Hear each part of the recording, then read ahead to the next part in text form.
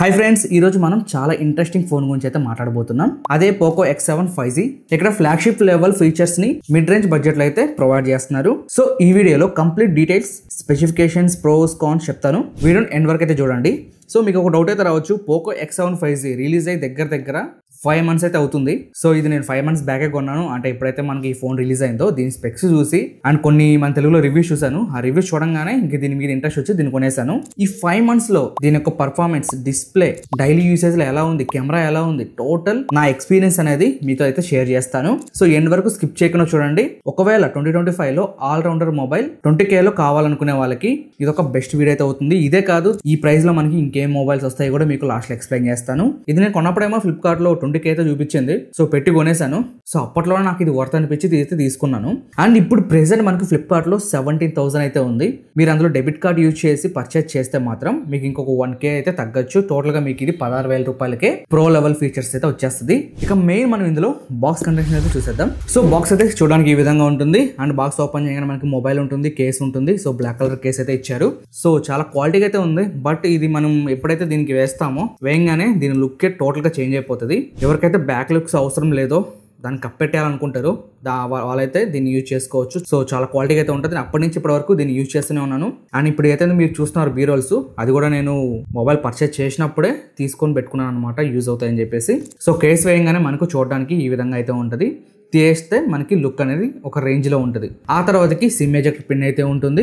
And manuals ఉంటాయి. 45 watt adapter అయితే ఉంటుంది. Type-C కేబుల్ అయితే ఇస్తాడు. ఇంకా ఓవరాల్ గా ఫోన్ చూడడానికి అయితే ఈ విధంగా ఉంటుంది. లుక్ అయితే అదిరిపోయింది. బ్యాక్ సైడ్ నుంచి మీరు చూసినప్పుడు ఇది మనకు ప్లాస్టిక్ బిల్ తోనే వస్తుంది లేండి. సైడ్స్ కానీ ఇంకా బ్యాక్ కానీ మొత్తం మీకు ప్లాస్టిక్ బిల్ తో వస్తుంది. కానీ చూడడానికి మాత్రం ఒక ప్రీమియం ఫినిష్ అయితే ఉంటుంది. ఈ ఫోన్ ఎవరికి చూపించినా కానీ కేక్ ఉందని చెప్పి అంటున్నారు. సో మీరు ఎక్కడి నుంచి పట్టుకున్నా కానీ హ్యాండ్ ఫీలింగ్ అయితే చాలా బాగుంటుంది. ఫస్ట్ ఇంప్రెషన్ ఎవరికైనా నచ్చేస్తుంది ఈ ఫోన్. మొత్తం బ్యాక్ సైడ్ అయితే ఒక గ్లాసీ డిజైన్ అయితే అనిపిస్తూ ఉంటది. సో డిజైన్ విషయంలో అయితే నాకు ఎలాంటి ఇష్యూస్ అయితే లేవు. ఇంకా బిల్డ్ క్వాలిటీ విషయానికి వస్తే మాటల్లో చెప్పలేము అనమాట. సో IP68 రేటింగ్ అయితే వస్తుంది.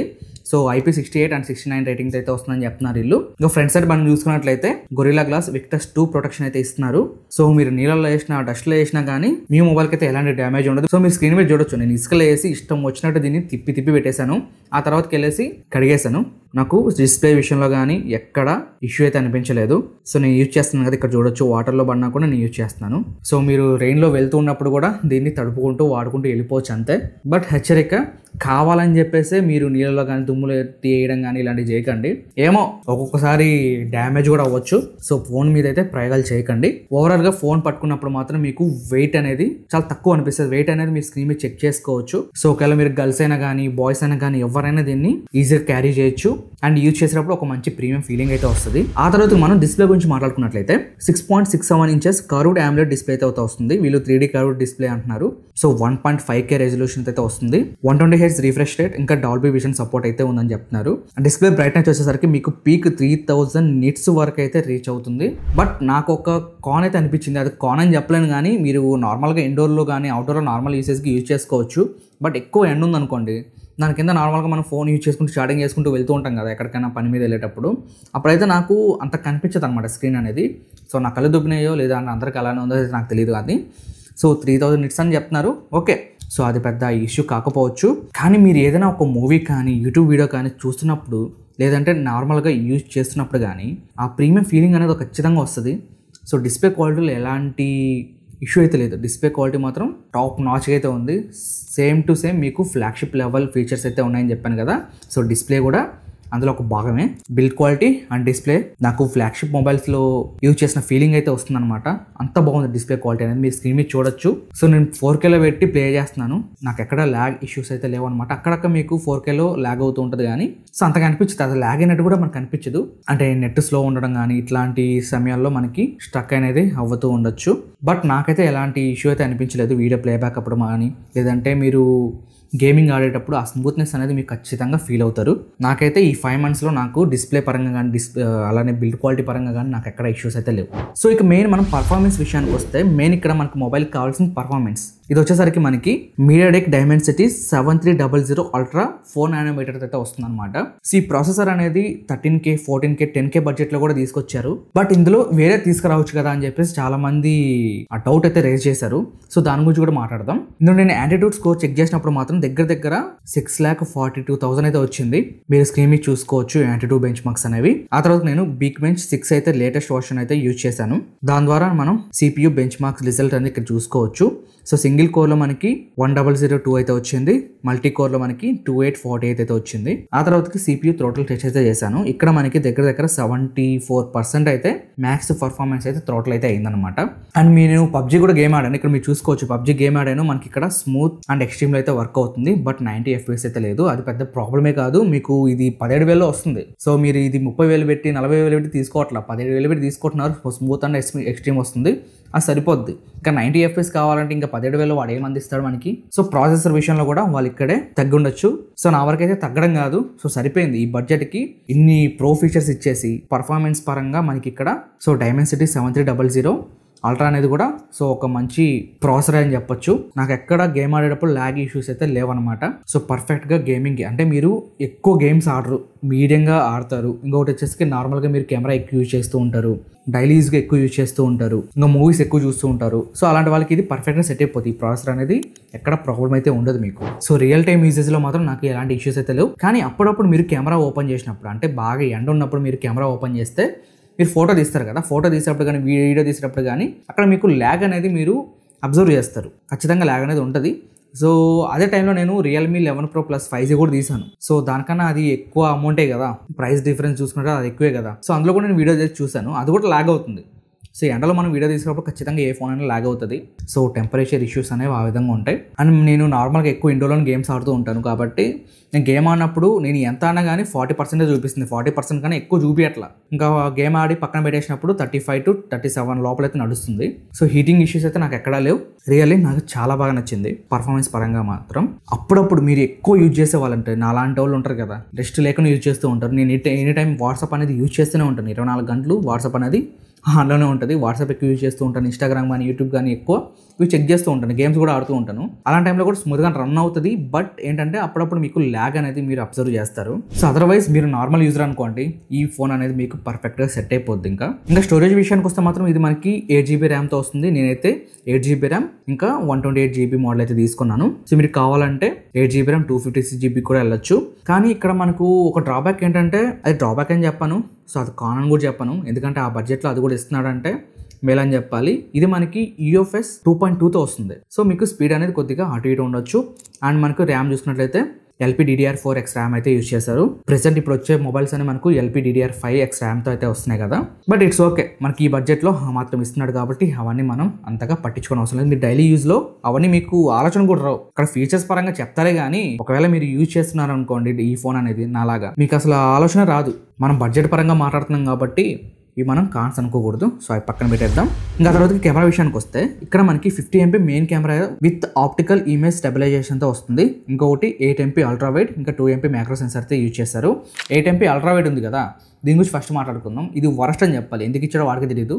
మీరు ఫోటో తీసినప్పుడు బాగానే ఉంటుంది, బట్ జూమ్ చేసినప్పుడు ఆ క్వాలిటీ అసలు దరిద్రంగా ఉంటుంది. మీకు మొత్తం బ్లర్ అయిపోద్ది, పిక్సెల్స్ అయితే కనిపిస్తాయి అనమాట. ఇంకా 50 మెగాపిక్సెల్కి వస్తే మాత్రం పర్ఫెక్ట్, అది సరిపోద్ది మీకు. సో సోనీ లెన్స్ అయితే యూజ్ చేస్తారు మనకి. దానికి సంబంధించిన డీటెయిల్స్ అనేవి మీ స్క్రీన్ మీద చూసుకోవచ్చు. ఇంకా కెమెరా మీరు నార్మల్గా ఫోటో తీసినప్పుడు కానీ లేదంటే పోర్ట్రేట్ తీసినప్పుడు కానీ కలర్స్ అనేవి సేమ్ ఉంటాయి. మీకు వామ్ ఉందని చెప్తారు కొంతమంది, సో నాకు అయితే వామ్ ఉందని చెప్పి అనిపించట్లేదు. సో పర్ఫెక్ట్గా సరిపోయింది. ఎందుకంటే ఇప్పుడు నార్మల్గా ఇప్పుడు ఈ వీడియో తీసినప్పుడు కానీ ఫోటోలు తీసినప్పుడు కానీ కొన్ని మొబైల్స్లో ఏంటంటే వామ్ అనేది విపరీతంగా వస్తూ ఉంటుంది. ఇందులో అంత వామ్ అయితే లేదు మనకి. సో మీడియం అని చెప్పొచ్చు. ఎందుకంటే మనం ఎడిటింగ్ చేసినప్పుడు ఫోటోలు ఖచ్చితంగా మనకు వామ్ అనేది ఇంక్రీజ్ చేస్తాం. వీడియో ఎడిటింగ్ చేసినప్పుడు కానీ లేదంటే ఫోటో ఎడిటింగ్ చేసుకుంటాం కదా, వామ్ అనేది ఇంక్రీజ్ చేస్తాం. ఎందుకంటే సినిమాటిక్ లుక్ వస్తుంది అని చెప్పేసి మనం అనుకుంటూ ఉంటాం కదా. సో మీరు వామ్ అనేది ఎక్కువ అనిపిస్తుంది అన్నప్పుడు మీరు ఫిల్టర్స్ ఉంటాయి మీకు ఇందులో. సో ఫిల్టర్స్ని యూజ్ చేయండి. ఫొటోస్ తీసుకోండి, పర్ఫెక్ట్ అవుట్పుట్ అయితే వస్తుంది. పోర్ట్రేట్లో నాకు 2xలో తీసినప్పుడు మాత్రం పర్ఫెక్ట్ పోర్ట్రేట్స్ అయితే వస్తున్నాయి. మీరు స్క్రీన్ మీద చూసుకోవచ్చు. జూమ్ చేసినప్పుడు కూడా డీటెయిల్స్ అనేవి ఎక్కడ మిస్ అవ్వట్లేదు.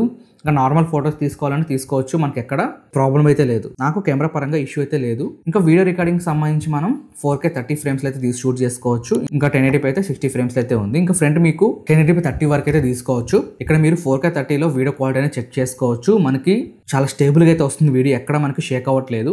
4K 30లో మనకి ఇక్కడ OIS అయితే వస్తుంది కాబట్టి మనకు స్టెబిలైజేషన్ అనేది చాలా బాగుంటుంది. ఇంకా మీరు అల్ట్రా స్టడీ మీరు ఆన్ చేసుకున్నారు అనుకోండి, ఇక్కడ మీకు 1080 30లోకి చేంజ్ అయిపోద్ది, ఇంకా స్మూత్ వస్తుంది మీకు ఇక్కడ. కానీ క్వాలిటీ అనేది చాలా వరకు మనకు డ్రాప్ అయిపోతుంది. సో మీరు 4K 30లోనే యూజ్ చేసుకోండి, అది సరిపోద్ది మీకు. క్వాలిటీ అనేది మాత్రం 4K 30లో చాలా బాగుంది. అండ్ మీకు స్లో మోషన్ విషయానికి వస్తే మాత్రం మీరు 1080p 120 FPS వరకు అయితే రికార్డ్ చేసుకోవచ్చు. ఇంకా 720 అయితే మీకు 240 వరకు అయితే వెళ్ళొచ్చు అనమాట. సో స్లో మోషన్ షాట్స్ కూడా చాలా బాగా వస్తున్నాయి. బట్ మనం డైలీ లైఫ్లో ఎక్కువ యూజ్ చేయలేండి, ఎందుకంటే ఒక స్లో మోషన్ వీడియోలు తీసినా కానీ ఆ క్వాలిటీ అనేది మనకు అక్కడ చాలా డ్రాప్ అయిపోద్ది. ఇంకా ఫ్రంట్ వచ్చేసరికి మనకు 20 మెగాపిక్సెల్ అయితే ఇచ్చారు. సెల్ఫీస్ అయితే అదరగొట్టేస్తుంది. సో సెల్ఫీస్ విషయంలో నాకు ఎలాంటి ప్రాబ్లం అయితే లేదు. ఫ్రంట్ కెమెరాలో మీరు ఇక్కడ పోర్ట్రేట్ చెక్ చేసుకోవచ్చు అండ్ నార్మల్ ఫోటో చెక్ చేసుకోవచ్చు. చాలా షార్ప్గా అయితే వస్తున్నాయి ఫొటోస్ అయితే, నాకు ఎక్కడ ప్రాబ్లం లేదు. ఇంకా మెయిన్ బ్యాటరీ విషయానికి వద్దాం. బ్యాటరీ విషయానికి వస్తే మనకి దీని కెపాసిటీ 5500 mAh అయితే వస్తుంది. మనకు 45 వాట్ అడాప్టర్ అయితే ఇస్తున్నారు. దీన్ని యూజ్ చేసి మీరు ఛార్జింగ్ పెట్టినప్పుడు దగ్గర అంటే 0 to నేను 6% ఉన్నప్పుడు పెట్టాను. 100% ఎక్కడానికి నాకు దగ్గర 1 hour 10 minutes టైం తీసుకుంది. సో మీకు 30 minutesలో 60% వరకు ఎక్కిపోద్ది. ఇంకొక 30 minutes ఎక్కడ టైం పడుతుంది అంటే 60 నుంచి 100కి ఎక్కడానికి అక్కడ టైం అయితే తీసుకుంటుంది. సో మీరు ఛార్జింగ్ పెట్టినప్పుడు నేను ఒక పాయింట్ అయితే గమనించాను, ఎందుకంటే హీట్ అనేది ఎక్కువ అయిపోతుంది అనమాట. ఫోన్ మీరు ఎప్పుడైతే ఫుల్ ఛార్జింగ్ పెట్టాలనుకుంటారో ఎక్కువ హీట్ అయిపోతుంది. బట్ మనకి 43-45 వరకు అయితే రీచ్ అయిపోతుంది. బట్ నేను 5 months నుంచి యూజ్ చేస్తున్నాను, కానీ నేను దాన్ని 1-2 రోజులు అయితే పట్టించుకున్నాను, ఆ తర్వాత వదిలేశాను. సో అప్పటి నుంచి అయితే నాకు ఎలాంటి ప్రాబ్లం లేదు. ఇక సాఫ్ట్వేర్ అప్డేట్స్ విషయానికి వస్తే మాత్రం రీసెంట్గా నేను Android 15కి అయితే అప్డేట్ చేశాను. హైపర్ వాయిస్ తో రన్ అవుతుంది. అప్పటి నుంచి ఇంకొద్దిగా స్మూత్గా అయితే ఉంది నా ఫోన్ అయితే, ఎక్కడ ప్రాబ్లం అయితే లేదు. సో మనకి ఈ కంపెనీ అనేది 3 years మేజర్ ఆండ్రాయిడ్ అప్డేట్స్, ఇంకా 4 years సెక్యూరిటీ ప్యాచెస్ ప్రామిస్ అయితే ఇస్తుంది. ఇంకా ఎక్స్ట్రా ఫీచర్స్ గురించి చూసినట్లయితే మనకు ఫింగర్ ప్రింట్ అనమాట. ఫింగర్ ప్రింట్ అనేది చాలా స్పీడ్ ఉంది గైస్. ఇక్కడ మీ స్క్రీన్ మీద చూసుకోవచ్చు. ఇక్కడ ఫింగర్ ప్రింట్ విషయంలో కానీ ఫేస్ లాక్ కానీ చాలా స్పీడ్గా అయితే ఉంది, ఎక్కడ ప్రాబ్లం అయితే లేదు. ఇందులో మనకు లాక్ స్క్రీన్ సంబంధించి కొన్ని ఫీచర్స్ అయితే ఇచ్చారు, నాకు చాలా బాగా నచ్చింది నిజంగా. ఇంకా మనకి ఇది స్టీరియో స్పీకర్స్తో వస్తుంది. సో ఇందులో మనకి డాల్బీ అట్మాస్ సపోర్ట్ కూడా ఇస్తున్నారు. మీరు ఇయర్ ఫోన్స్ కనెక్ట్ చేసుకొని విన్నా కానీ, లేదంటే నార్మల్గా మీరు ఏదైనా మూవీస్ ఇలా బయటకి పెట్టేసి స్పీకర్లో సౌండ్ విన్నా కానీ ఎక్కడ ప్రాబ్లం అయితే ఉండదన్నమాట. చాలా క్లియర్గా అయితే సౌండ్ వస్తూ ఉంటుంది. కొన్ని సౌండ్స్కి ఏమంటే మనకి డిస్టార్షన్ అనేది వస్తూ ఉంటుంది. సో అది అన్ని ఫోన్లో వచ్చేదిలేండి, బట్ ఇందులో నాకు కొద్దిగా ఎక్కువ అనిపించింది అంతే. సో స్పీకర్ విషయంలో కూడా నాకు ఎలాంటి ప్రాబ్లం అయితే కాదు అది. ఇంకా టోటల్గా ఇది మీకు 17,000కి వర్తా కాదా అనేది మీరు ఫస్ట్ నుంచి లాస్ట్ వరకు చూసారు కదా. ఇది మీకు వర్త్ అనిపించిందా లేదా అని చెప్పేసి మీరు కామెంట్ సెక్షన్లో తెలియజేయండి. నా వరకు అయితే ఇది వర్త్. నాకు ఇందులో కాన్స్ కన్నా ప్రోస్ ఎక్కువ కనిపించాయి. సో కాన్స్ అయితే చెప్పాను కదా, మీరు ఛార్జింగ్ పెట్టినప్పుడు హీట్ అనేది జనరేట్ చేస్తుంది. అప్పుడప్పుడు మీకు ఏంటంటే ల్యాగ్ అవుతూ ఉంటుంది. కెమెరా యూజ్ చేసేటప్పుడు కానీ ఫోటోలు తీసేటప్పుడు కానీ ల్యాగ్ అనేది మీరు గమనిస్తూ ఉంటారు. ఇంకొకటి UFS 2.2 అయితే ఇస్తున్నానని చెప్పాను కదా. సో అది కానని నేను చెప్పను, బట్ ఇన్ని ఇచ్చినప్పుడు అదొక్కటి ఇచ్చుంటే 3.1 ఇచ్చుంటే ఇంకొద్దిగా మంచిగా ఉండేది. టోటల్గా మనకి 17,000 సెగ్మెంట్లో బెస్ట్ మొబైల్. అస్సలు వదలకండి. ఒకవేళ మీరు 2025లో 20,000 రూపాయలు మీరు మంచి మొబైల్ తీసుకోవాలనుకుంటున్నారా, దీనికి వెళ్ళిపోండి. చాలా అంటే చాలా బాగుంటుంది.